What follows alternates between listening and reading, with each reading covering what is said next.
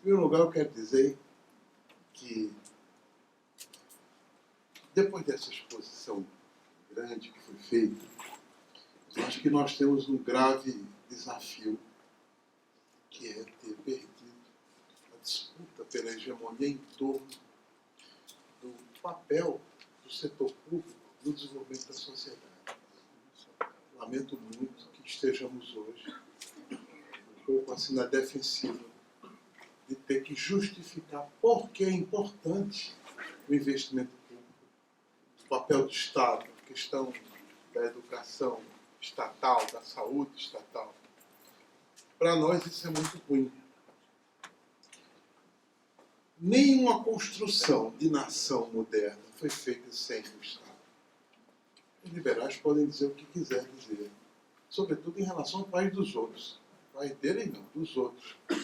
Mas uma coisa é certa: nenhum projeto de nação, nem de povo, foi feito sem a participação efetiva do Estado. Sobretudo no que diz respeito à infraestrutura.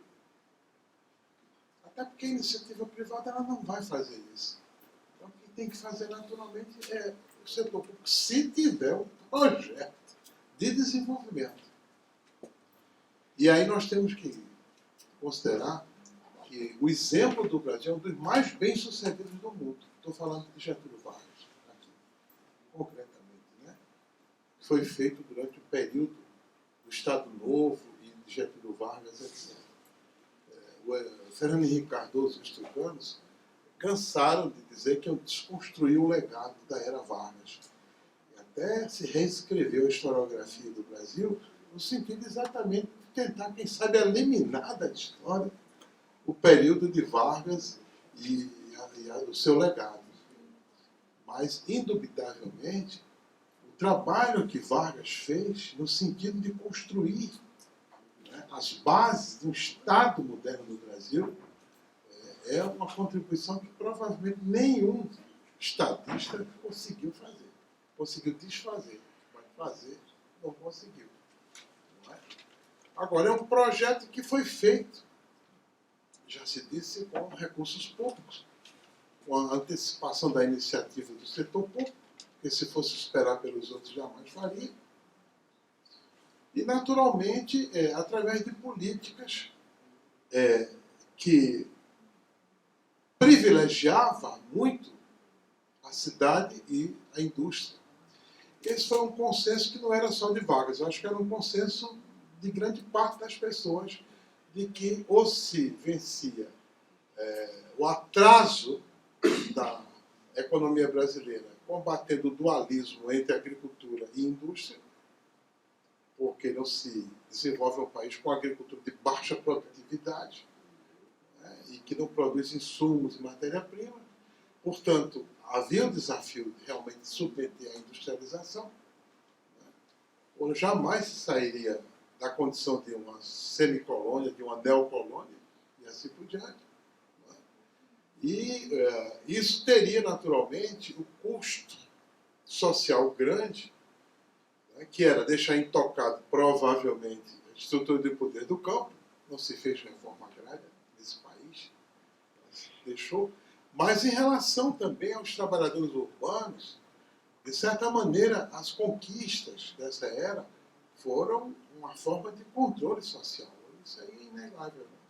Além do que, ao contrário do que se imaginava, a industrialização não ia combater ou mudar substancialmente as relações de trabalho na agricultura. Acho que a grande contribuição de Chico de Oliveira foi mostrar que aquilo que se chamava do moderno e do atraso tinha uma simbiose, tinha uma relação orgânica muito grande. Porque era o atraso quem conseguia rebaixar o preço de mão de obra e permitia a acumulação do capital industrial. Essa grande crítica que foi feita à visão do Celso Furtado, da questão do dualismo, e de ter a necessidade de realmente modernizar a agricultura brasileira, quando se via que havia uma simbiose funcional entre o atraso e aquilo que se chamava o setor moderno. Isso foi a grande contribuição de Chico de Oliveira. Além de que, mesmo com todo o esforço de modernização industrial do país, inclusive com essa infraestrutura que foi aqui colocada inicialmente, sem a qual nenhum país, inclusive, se tornou uma potência no século XX, havia um aspecto que acho que a Conceição Tavares foi quem mencionou na tese de livre docência dela, que é o fato de que a reprodução ampliada do capital no Brasil não implicava necessariamente a constituição de um departamento de bem de produção. Ou seja, ele poderia estar realmente subordinado ou associado ao capitalismo internacional. Ao contrário do que se pensava de que não se conseguiria essa reprodução ampliada, não é? Sem a total independência e autonomia da economia brasileira, foi provado que não. A tese dela chama-se industrialização restringida, no sentido de que esse esforço feito pelo governo Vargas não concretizou o que ela chama de desenvolvimento das forças capitalistas, plenamente capitalistas. Foi uma industrialização, como ela chama, de restringida. E isso em função da complementariedade que esse sistema teve em relação à economia internacional. E isso nunca impediu de haver reprodução ampliada do capital. Nunca, nunca. Esse processo, ele continuou, né, até a crise dos anos 60. Seja em função dos juros, seja em função do esgotamento das importações, quando começou a ficar muito apertado o processo de substituir importações aqui no Brasil, né? E aí a abertura do capital financeiro que veio com os militares, toda aquela mudança, a tentativa de financiar a economia brasileira através da constituição de um mercado de capitais. Capital financeiro, né, na verdade. Né? A entrada do capital financeiro. Mas o que eu queria dizer é que nós temos um problema no debate político brasileiro atual, inclusive, muito sério, que é aqueles que defendiam esse projeto de nação baseado no ativismo do setor público, na construção dessa base industrial, tecnológica, moderna, hoje está em desvantagem perante o consenso que está sendo produzido na sociedade brasileira. Certamente com o apoio dos meios de comunicação de massa, né, e outros setores interessados. A nossa esquerda, chame ela do que quiser, né, alguns chamam de populista, né, atrasada e tal, ou estatista. O fato é o seguinte: a nossa derrota não é com a privatização, porque essa privatização já está ocorrendo mesmo, inclusive com o governo do PT. Mas é o fato de que nós não conseguimos convencer a opinião pública de que o modelo de desenvolvimento que interessa ao país passa necessariamente pelo setor público, pela importância, pelo protagonismo do setor público. Não é destruindo o setor público, desconstruindo o setor público, privatizando efetivamente as empresas estatais, mudando o marco regulatório do pré-sal, fazendo as concessões de aeroportos, disso, daquilo. Isso não é tão problemático quanto a perda da hegemonia desse pensamento social vinculado ao protagonismo do Estado no Brasil. Alguns dizem que no Brasil não tem cidadania, tem estadania no Brasil. E o próprio conceito de cidadão vem através da carteira de trabalho da época de Getúlio Vargas. Antes não havia cidadão. O cidadão passa a existir dentro dessa perspectiva a partir do momento da criação de um mercado de trabalho e dos chamados direitos do trabalhador. Do cidadão, mas do trabalhador. Então vocês imaginem que um país de tradição estatista como esse, onde se costuma dizer que o Estado é tudo e a sociedade civil é nada, é quase nada. Neste momento que nós estamos perdendo o debate com a sociedade, ou dentro da sociedade, em relação à importância do setor público, nos coloca numa situação muito difícil mesmo, de ter que convencer a opinião pública de que, por exemplo, esse processo de privatização não precisa ser necessariamente desnacionalização, ou não precisa avançar no setor de educação, de saúde. A derrota, do ponto de vista do pensamento, é maior do que se imagina.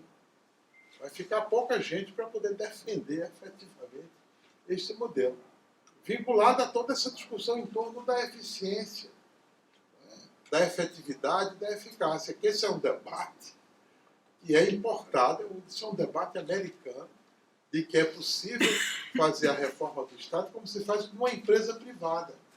Dizia o outro, o Estado não é uma empresa, mas pode ser reformado como se fosse uma empresa para aumentar a eficiência, a eficácia e a efetividade das políticas públicas. Como? Submetendo efetivamente à produtividade, a uma espécie de um neo-taylorismo que, aliás, está posto na educação, sobretudo na universidade hoje. Esse pensamento neo-taylorista de que fazer menos com mais. Essa é a ideia. A diferença é o seguinte, você aplicar esse pensamento a bens públicos, como a educação e saúde, é destruir a qualidade desses bens. Até aqueles que defendem a tal da reforma do Estado, essa reforma regulatória do Estado, acham que não se pode, pura e simplesmente, fazer essa transposição desse conceito de eficiência e de eficácia para bens públicos como a educação e saúde. Que, além de um certo ponto, você destrói, inclusive, a qualidade desses bens. Você aumenta a quantidade, mas a qualidade vai embora. Se tentou fazer com a educação pública, aumentando o número de vagas sem fazer investimentos na qualidade do ensino, como também no setor de saúde, porque tudo bem, não há coisa mais avançada do que o Sistema Único de Saúde. Isso é uma das grandes conquistas da cidadania brasileira. Uma das mais bem feitas reformas que nós conhecemos é a reforma do setor de saúde, a reforma sanitária. Não é? Mas você não pode transformar isso simplesmente no aumento quantitativo do atendimento das pessoas, dos usuários. E ainda fazer metas, e ainda fazer a produtividade, ainda fazer a avaliação pela produtividade do médico, porque você simplesmente destrói a qualidade desse bem. Você não pode simplesmente transpor, não é, esse enfoque produtivista da empresa privada para a empresa pública, ou o serviço público.